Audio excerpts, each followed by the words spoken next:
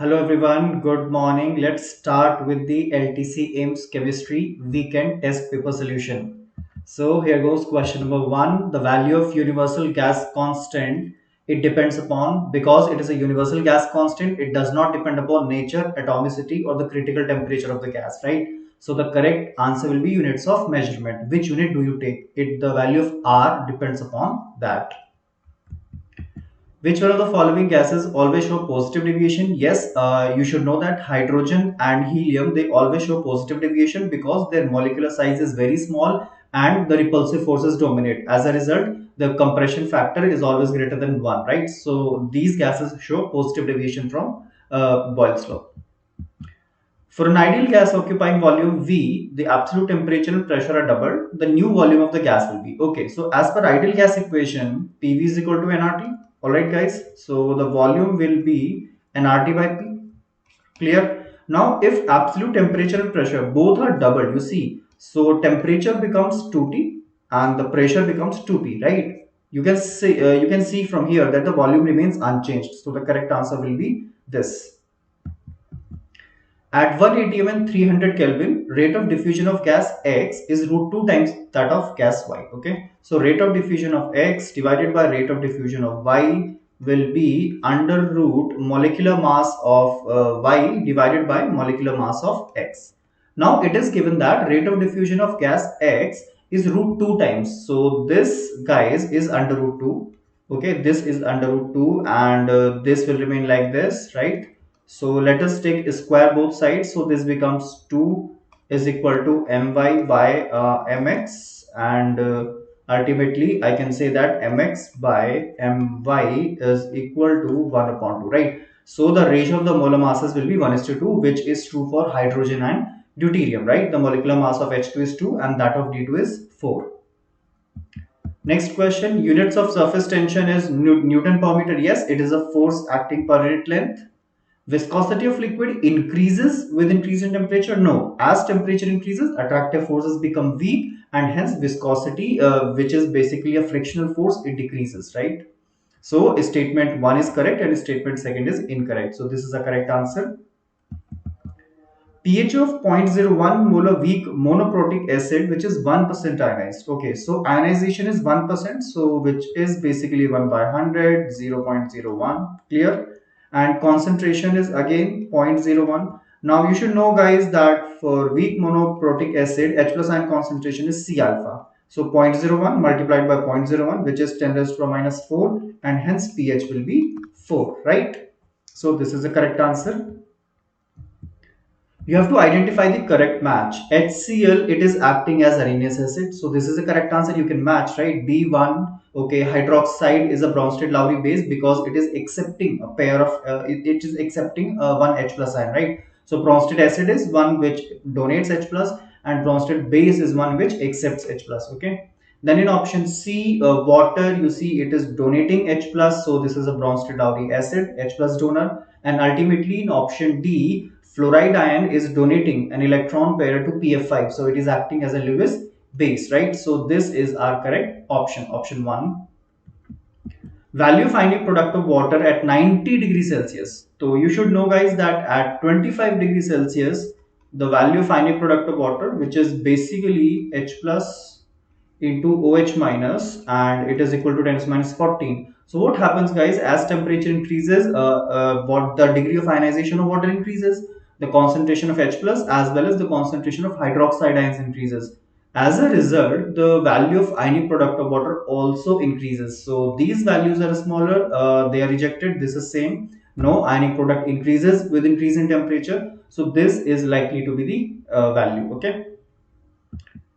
Equal volumes of two acids. Okay, so pH is equal to 3, guys. So H plus ion concentration will be 10 raised to minus 3 molar. And for pH is equal to 6, H plus ion concentration will be 10 raised to the power minus 6 molar. Now, when you mix equal volumes of these two, the resultant H plus ion concentration, it will be normality into volume, which is H plus ion concentration, right? So it will be 10 to the minus 3 into V, right? Because volumes are equal. So 10 raised to minus 6 into V divided by V plus V, which is 2V. Okay. So this gets cancelled, and it is a very good approximation that I ignored this because it is 1000 times smaller than this. So this is basically 5 into 10 to the minus 4 molar. Now it's not a big deal, you can find out the logarithm. So this will be log minus 4, it will this value, and log 5 is guys 0.7. So this value will come out to be 3.3. okay, so this is the correct answer. 55 ml of M by 10 HCl is mixed with 45 ml of M by 10 NaOH. Okay, so resultant will be normality, which is 1 by 10, and factor is 1. 55 minus of base, which is 1 by 10 of 45 divided by 55 plus 45. This is what, guys? This is 100, right? So basically what I have done is H plus, which is normality to volume of acid, minus OH minus, which is normality to volume of base, right? So this will be 5.5 minus 4.5, which is basically 1, and divided by 100. So H plus ion concentration is 10 to the minus 2 molar, right? So you can see the pH will turn out to be 2. Clear, guys? Taken?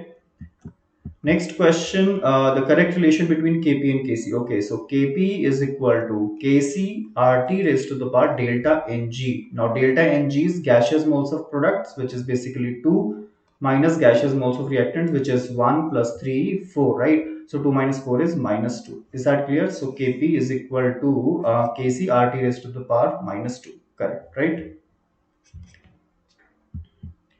In this next question, the reaction in which high pressure favors forward reaction is, you see, as per the Le Chatelet principle, when you increase the pressure, reaction goes in that direction in which we have lesser number of molecules. Why? Because pressure is proportional to number of particles. So this will be the correct answer. Let us see how. As per Le Chatelet principle, if you use high pressure, then system will try to decrease pressure, and in the forward direction, guys, you can see the pressure is decreasing. Okay, so pressure is decreasing, you increase the pressure, system will try to decrease the pressure, and in that effort reaction will go in the forward direction. So this reaction is favored by high pressure. Consider the following reactions. Equilibrium constant for this reaction you have to calculate, and these are given. Okay, so first I have to have 2C, so I will reverse this equation. So K will become 1 upon 2, and then I will multiply it by 2, right? So it will be 2 square. Okay, then I have to have A on the product side, so I will revert this equation. So 2B will be in equilibrium with A, so this will be 1 upon 10. Now when you add these equations, you will find out that 2C is in equilibrium with A. So finally the K for overall reaction is 1 upon 4 multiplied by 1 upon 10, which is nothing but 1 upon 40. Okay, guys? Equilibrium state is influenced by catalyst? No. And equilibrium constant is influenced by catalyst? No, right? Because catalyst increases or alters the rate of forward reaction as well as backward reaction. So catalyst has no effect. Okay. So both statements are incorrect. In the decomposition of limestone at 1073 Kelvin, equilibrium pressure is 1 atm. Okay.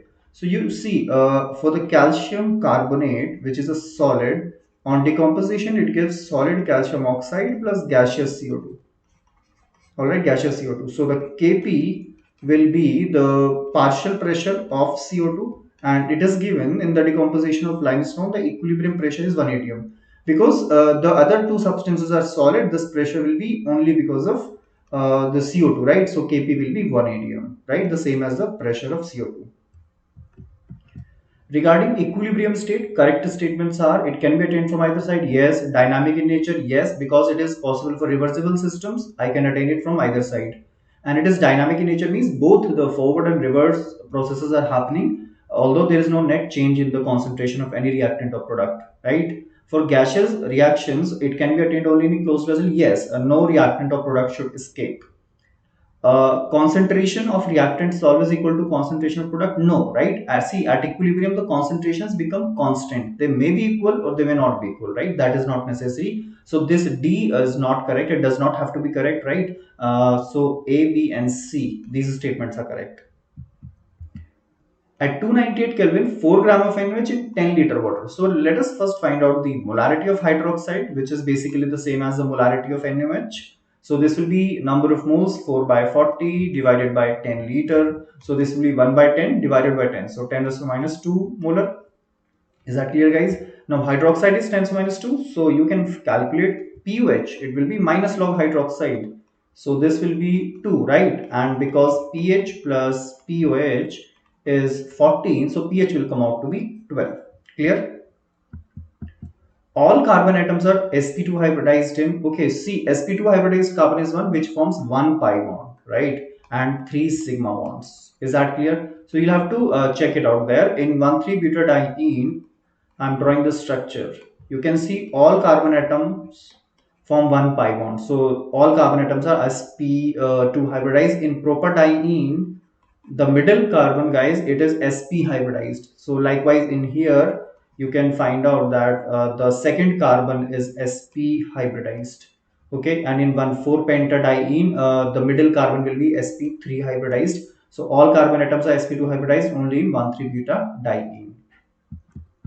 IUPAC name, this is simple because NH2 is a functional group, so it will get priority over the carbon-carbon double bond. So numbering will be 1, 2, 3, 4, 5, right? So pent 3-ene 2-amine. So this will be the correct IUPAC name. The total number of open chain structural isomers possible, C4H6. You can see for the saturated compound C4H10, right? This would be the possibility. So I have 4 hydrogen less. Index of hydrogen deficiency is 2. This could mean that either there are 2 carbon-carbon double bonds or 1 carbon-carbon triple bond, right? So one possibility is but1-ine. Another possibility is but2-ine. Okay, guys. Then one possibility is this, and another possibility is this. Okay, so there are in total, yes, 4 isomers in total. Is that clear, guys? D-tartaric acid and meso-tartaric acid are a pair of, okay, so tartaric acid, meso I'm drawing here, right, because we know that it has a plane of symmetry. So this is what we call meso-tartaric acid, okay, right.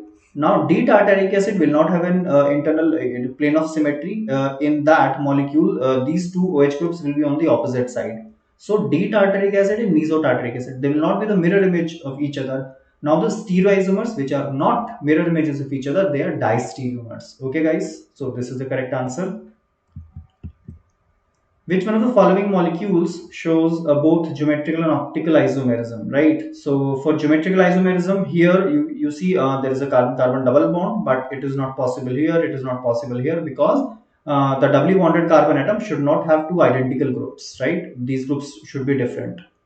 And for optical isomerism, here we have a chiral carbon atom. So out of these two, yes, this is a chiral carbon because methyl, hydrogen, OH, and this group, right? So yes, this one is the compound that shows both types of isomerisms. Sodium fusion extract of thiourea. Okay, so when your compound has sulfur and nitrogen both, then in Lasaigne's extract, it forms thiocyanate ion, and then on reaction with ferrous sulfate, it gives you FeSCN2 plus, which is blood red color. Okay, so this is the confirmation for the presence of sulfur and nitrogen both in your compound. Silica gel or alumina gel is a stationary phase. Yes, it is a stationary phase because it acts as the adsorbent, correct? Glycerol is recovered from spent lye by vacuum distillation. Yes, because glycerol has very high boiling point, and we know that boiling point is proportional to pressure. So we reduce the external pressure. As a result, the boiling point of glycerol also decreases. So it is easier to distill it off. So statements 1 and 2 both are correct. 2 grams of organic compound containing nitrogen in Dumas method liberated 256 ml. So let us apply mole concept here. Number of moles is mass upon molar mass, and it is also volume divided by molar volume. Remember, at STP the molar volume is 22400 ml, right? So for nitrogen gas, the mass I will calculate. Volume is given 256 ml, right, and 22400, and molar mass is how much for N2? It is 28. Okay, guys, it is 28. So if you will calculate, this will come out to be 800, and then yes, so this will come out to be 0.32 gram. Now percent nitrogen, it is simple, guys. The mass of nitrogen, it is 0.32 gram divided by mass of the compound, it is 2 gram multiplied by 100. Okay, so this will be 16%. Very simple calculation. Okay, guys, take care. Correct. Okay, let's move to the next question. Gildan's method can be used to estimate the nitrogen. So it is given in NCRT straight away that if the nitrogen is present in the ring, heterocyclic system, or it is the diazo group, right? Like this, azo group, sorry. If it is the azo group or if it is nitro group, then you cannot, the nitrogen cannot be converted into ammonium sulfate, right? So this is the option that we are left with. So aniline, yes, it will give positive result in the Gildan's test.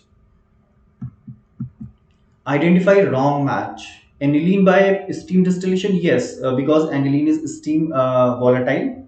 Ninhydrine, yes, it is a test to detect the presence of amino acids. Allyl chloride. So guys, this is allyl group, this is allyl group, and when you say allyl chloride, so yes, I will add a chlorine here. Now you should know that double bond gets priority over the chlorine, so I will number this chain as 1 2 3. So it will be 3 chloropropane and not 1 chloropropane. So this is the incorrect match, so our correct answer. Okay, you guys all know that urea is the first compound to be prepared synthetically. Correct order of increasing order of minus I effect. So here you can see NO2 has a greater minus I effect than cyanide. So this answer correct, right? Because it is in the order of increasing electronegativity, right? This is the correct answer. The group which shows maximum positive inductive effect, yes, third butyl group. As the order of the alkyl group increases, its plus I effect increases. All the following show resonance. See, if you have an sp3 hybridized carbon atom, so it is kind of saturated. It is saturated, it cannot participate in resonance, right? So all of them have carbon-carbon double bond with lone pair in conjugation. So this is the molecule that cannot exhibit resonance.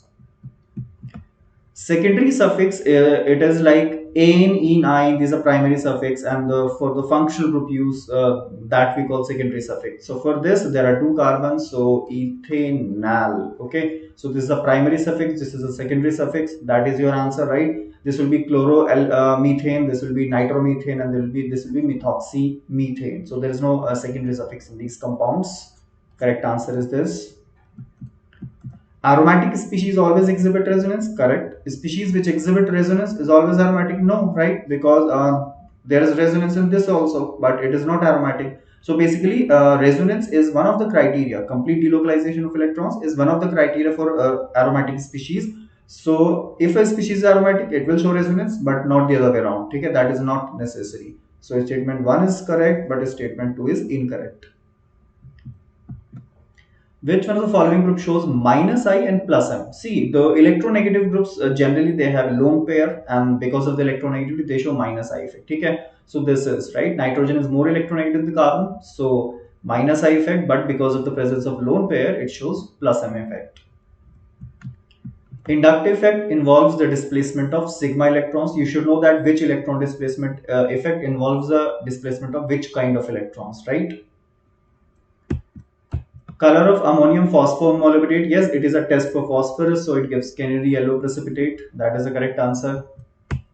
RMS velocity, guys, you can find out 3RT divided by M. The only thing to be kept in mind is that molar mass you should take in gram, okay, or kilogram. If you are calculating, then you should take it in kilogram, right? So for helium, it will be 4 into 10 raised to minus 3, and then later you can multiply your answer by 100, right? Because you want to get the answer in centimeter per second, so you can do this calculation. It will be easy.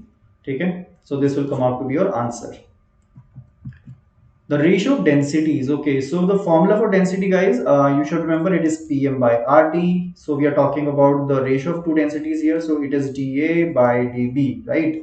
So temperature is constant, so I can write PA divided by PB.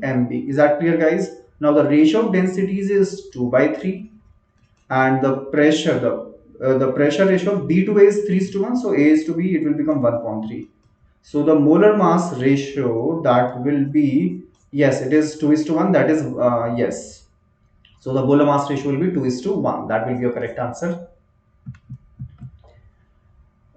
Critical temperature, guys, it is the highest temperature at which a gas can be liquefied. So it is equal to Tc is equal to 8A divided by 27 rp. So yes, it is proportional to A. Yes, it is inversely proportional to B. But this statement is incorrect, because higher the critical temperature means attractive forces can exist at very high temperature. So in fact, it is inversely proportional. Lower the critical temperature, more difficult it is to liquefy the gas. Okay? So this statement is incorrect. It is if the value is high, that the gas will be easy to liquefy. So the correct statement are A and B.